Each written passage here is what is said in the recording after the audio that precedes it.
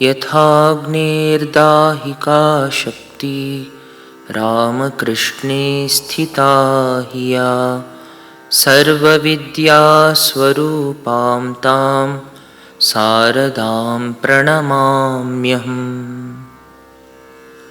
শ্রী শ্রী মায়ের কথা পাঠ। সরজুবালা দেবীর স্মৃতিকথা। 30শে মাঘ 1317। শ্রী শ্রী মা সেদিন বলরাম বাবুর বাড়ি গিয়েছিলেন। আমি তার বাগবাজারের বাড়িতে গিয়ে একটু অপেক্ষা করতেই মা ফিরলেন। প্রণাম করে উঠতেই হাসি মুখে জিজ্ঞাসা করলেন, কার সঙ্গে এসেছ? আমি বললাম, আমার এক ভাগ্নের সঙ্গে। মা বললেন, ভালো আছো? বৌমা ভালো আছে? এতদিন আসনি, ভাবছিলুম অসুখ করলো নাকি। বিস্মিত হয়ে ভাবলুম, একদিন মাত্র 5 মিনিটের দেখা, তাতে মা আমাদের কথা মনে করেছেন। ভেবে আনন্দে চোখে জলও এলো। মা আমার পানে সস্নেহে চেয়ে বললেন, তুমি এসেছ, তাই ওখানে বলরাম বাবুর বাড়িতে বসে আমার মন চঞ্চল হয়ে উঠেছিল। আমি একেবারে অবাক হয়ে গেলাম। মায়ের একটি শিশু ভাইপোর খুদের জন্য সুমতি 2টি পশমের টুপি দিয়েছিল। মাকে উহা দিতে এই সামান্য জিনিসের জন্য কতই খুশি হলেন। তক্তপোষের উপর বসে বললেন, বসো এখানে আমার কাছে। পাশেই বসলুম।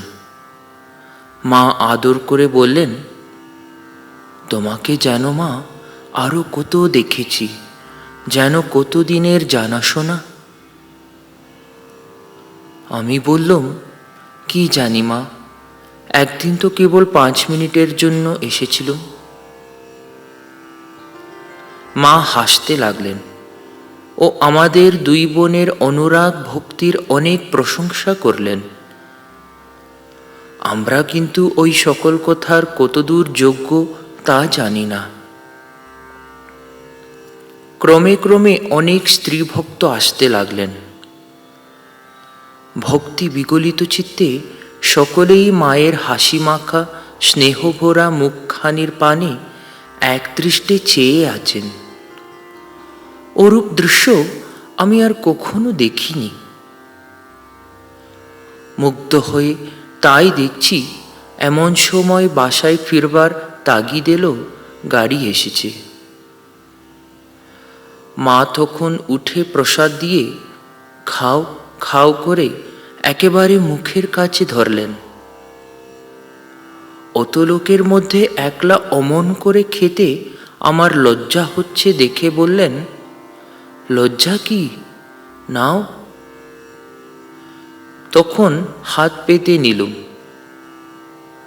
তবে আসি মা বলে প্রণাম করে বিদায় নেবার সময় বললেন, এসো মা, এসো, আবার এসো।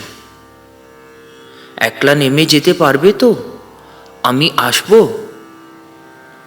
এই বলে সঙ্গে সঙ্গে সিঁড়ি পর্যন্ত এলেন।